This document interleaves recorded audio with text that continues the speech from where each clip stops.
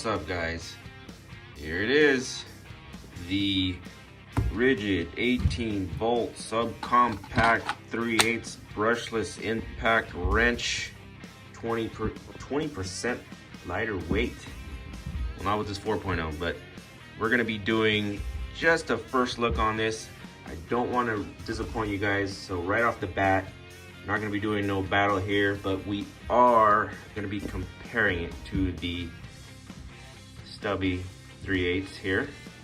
No battle, so sorry. I still want to be using this in a real life situation as a mechanic working on cars. We're gonna go over why I bought this for size comparison, price point, availability, features, and my battery situation. I still don't have a 3.0, so we're gonna be going all over that. And yeah, stay tuned and let's get to it. All right, well, we look at the size comparison here. I'm gonna explain why did I buy this. I bought this because two main reasons. It's because the head is definitely a lot shorter, maybe a little bit wider, but definitely a lot shorter. And I find myself getting in situations where these corners are a little too deep and they hit a lot of places. And this is more rounded. So I mainly bought this because of the head, and for any situations where this bottom area is gonna get in the way, I have this stubby still. So this is gonna be like an exclusive situation, and this is gonna be my daily driver still. And even if the battery gets in the way, all I have to do is put the smaller battery in, and there it is compared with the smaller battery. Reason number two is because I'm already in the platform because of this giant beast. It literally shadows the two little guys down there. But definitely I'm in the platform now. And the battery issue I have is I have the 9.0 to get me out of the situations with this big bad boy here. And I want to get the 3.0 to make it a daily driver with this guy. So the 3.0 might look a little bit better on this one, but eventually I want to use this 4.0s for this beast right here with the orbital Gen 5X Ridgid cutoff here. And yeah, I'll keep the 4.0s at home for this later on. So far, I'm just gonna be using the 4.0 at work, and eventually get the 2.0 subcompact. You can't get them separately, it seems, yet you can only get them in a kit. So that's the problem I'm having right now. I want to get the 2.0s, the new ones. They don't have this overmolding on it, so they're a little bit more compact and they're more flush in the front. So it will definitely work out great for this one. So this bottom end won't be too bulky and in the way. But my main use for this will be for the head, and to sneak it into situations and use it for those situations only, and still have this stubby as a daily driver. So not bad. Let's get on to the measurements. We have like an inch less or ½ inch less. Let's see right here. If I get this a little better right here. So the Milwaukee is 4 3/4, just a little over 4 3/4, and the Ridgid is 4 3/8. So it seems like an inch. It looks like an inch, but it's not. So yeah, I'd say ½ inch. So it's just the angle. We do have a nose in on the Milwaukee, so the battery will be more further back. And this is the biggest battery available, the 6.0. So the Ridgid is kind of nose back with this battery. So keep that in mind. You're gonna have this battery a lot in the way. So if you're gonna have issues with that, working on a car, keep that in mind. Definitely, it will get in the way. You're gonna be nosing this thing into situations. So yeah, not gonna be an all around daily driver for you. So IPM, I've noticed so far, IPM is pretty high on this. It's 3,800, and the IPM on the Milwaukee is 3,200. So I noticed this thing almost acts like a 1/4 inch hex impact kind of ish. That's how it's getting its 225, I think. I think this anvil is a lot bigger, so it'll be slower, so you got more torque. 250 on this one, 225 breakaway on that one. So that's another comparison right there. We have 3 speeds, and the auto, same here, 3 speeds, and an auto tightening stops once it senses the fastener, and then when you go out, it'll stop once it senses it's not impact anymore. Haven't tried it all the way yet, so that's how I believe it works. So you can see the light is down at the bottom here, light more to the top here. Light comparison, about the same. Once you have your hand in the way, you have gloves on, might get in the way. So light comparison there. The trigger doesn't seem to get too much in the way yet on me. I'll let you know on that the more I use it. The trigger is fine on the Milwaukee, nice and sturdy, doesn't flip on its own. Clip on the Milwaukee is higher up here. I don't have the clip on this one with me right now, but I do have the clip for the Ridgid. It'll be down here on both sides, right there or right here. Just one screw holds that one. And on the 1/2 inch, I have the 9.0 on it right now. 1/2 inch has a huge clip on it. Check out my other video on it. It is a ginormous clip because this thing is a beast. 9.0 is on this one right now because the 4.0 will be kind of like my daily driver on it as well too, because the 4.0 kit that I got was 2 4.0s for about 70 bucks. So that was a good deal. I couldn't pass that up. So that's what I got for now. This 9.0 is on this one right now just to show how big it is. And it's there to get me out of tricky situations if I need to bust something loose, but it is a heavy beast. I'll throw some clips on comparing the IPM. Right here, you can hear that the Ridgid is definitely a lot higher IPM on it, impacts per minute. So you're gonna get that torque from that. It is pretty torquey compared to the Milwaukee, and the Milwaukee does get stuff off. I still need to use this Ridgid on brake jobs, getting the caliper brackets off and see if we could do it. Would love to get, I definitely want to get footage of situations where I do nose it in. I would love to get that soon. It all depends on the job I'm getting. So yeah, that's the way I want to do it. Real life situation as a mechanic. I know it sucks getting a tool and not getting into that situation right off when you buy it. It never happens.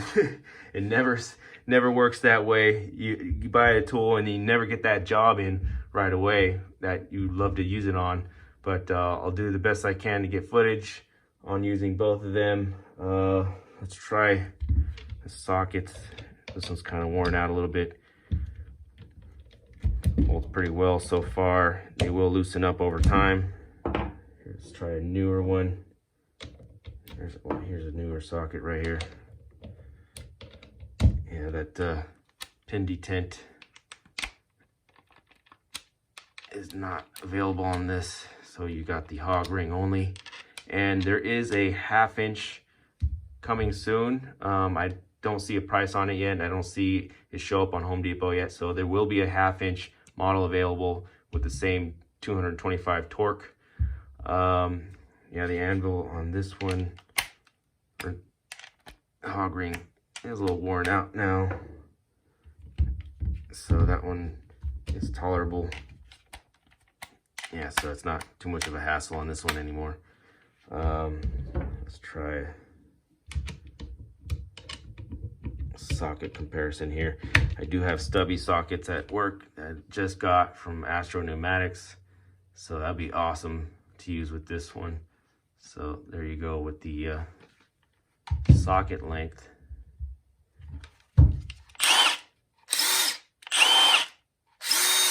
You can hear more higher pitch on that one. And yeah, definitely you could see the difference in the setup on each one. And you got the buttons on the top of this one, same with the auto, 1, 2, and 3. And you got the buttons on the back here with this one. So let's do width now. It is slightly wider. This is kind of ghetto here, but this is all I have right now to measure the thickness. So this barely fits right here. And as you can see, the Milwaukee is slimmer. I'd say about 2 to 3 millimeters.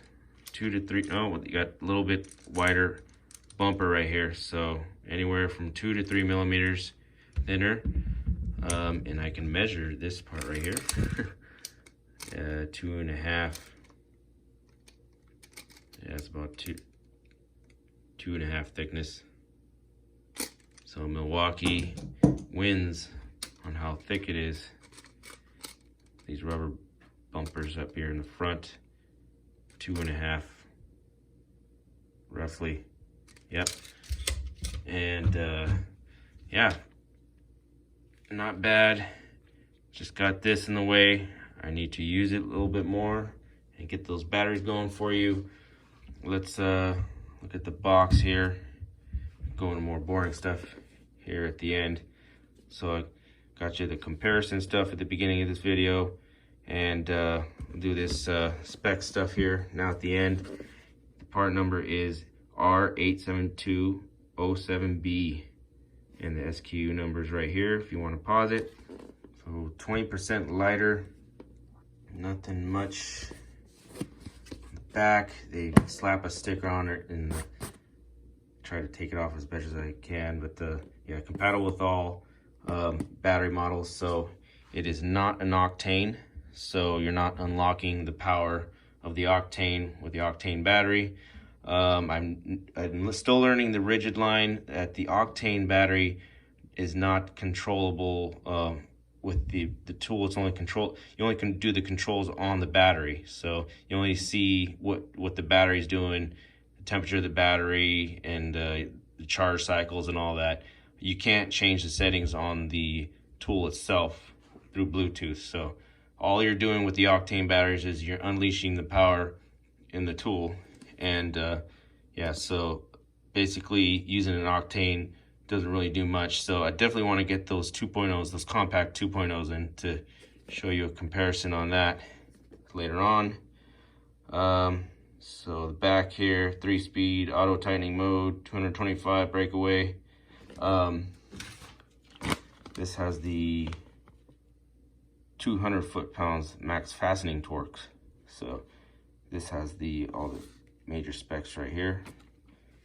So LED light, all metal gears, friction ring, brushless motor technology. So it at least is brushless. More specs down here. 18 volt, 3/8. Pretty much the same specs here. Lifetime service agreement. Another reason why I bought it. Sucks that the battery is not, this 4.0 is not going to be lifetime because I bought it separately. Kits. Let's talk about kits. Kits are starting to show up now on Home Depot. So bare tool will run you $139. Some of the kits run from $309 all the way to $4. You get the cutoff wheel and the impact and the drill along with it, with a charger and two 2.0s on most of them. There is a cool deal right now with just the 1/2-inch drill compact, subcompact, with two 2.0s, I think, and a charger for $149. So you can, I'm thinking about maybe getting that and having extra drill driver that's compact on the side. That might be a way of getting those 2.0s in, but I can't find the 2.0s in, and it's kind of scary if you order the regular 2.0s because you might get the one with the overmolding on it. So I'm gonna wait on that. So I don't want to risk ordering the two 2.0s and having them come in with the overmolding on it. And yeah, definitely, guys, gonna have to wait on this. Definitely keep an eye on my Instagram. I'm gonna use that a little bit more. The Milwaukee, I think, will still set you back 169 average. So, oh, and there will be a 1/2 inch coming soon. I don't see it on Home Depot yet, so there will be a 1/2 inch model soon on that. So that's another cool thing to look forward to, and some more cool new Ridgid tools coming by the end of the year at least. And I believe there's rumors out that there's going to be a new fast charger too. So the charger that comes with the subcompact lines are really slow, but you're only getting a 2.0 battery on it. So I believe that's why they only come with a small compact charger in it. Other than that, that's all I got. And stay posted. I'll get more footage of using this bad boy right here, and hopefully in a cool situation that outdoes this guy. And yeah, thanks for watching, guys, and on to the next.